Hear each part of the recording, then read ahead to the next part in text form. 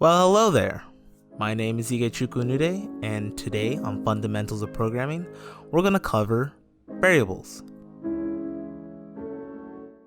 What is a variable? According to Wikipedia, a variable is a storage address identified by a memory address paired with an associated symbolic name, which contains some known or unknown quantity of information referred to as a value. Or if you want to put it simply, a variable is a placeholder for a certain value.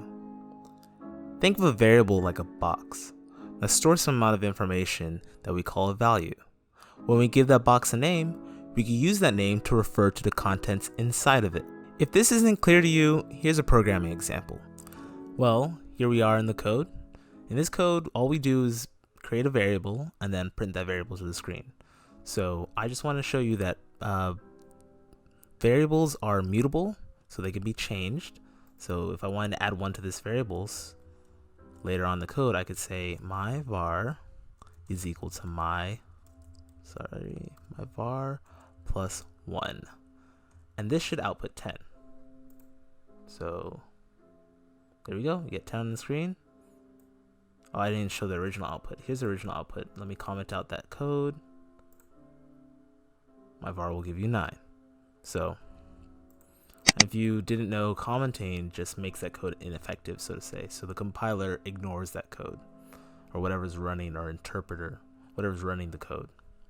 So variables can also hold data of any type. So they can hold ints, floats, longs, doubles, strings, chars, arrays, lists, any type, even classes and objects. So if, say I wanted to create a string, right? My string, I'm going to say and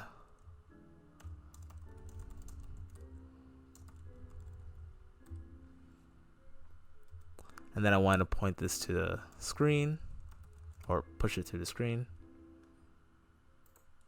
There we go. Perfect. So you can also hold things like arrays.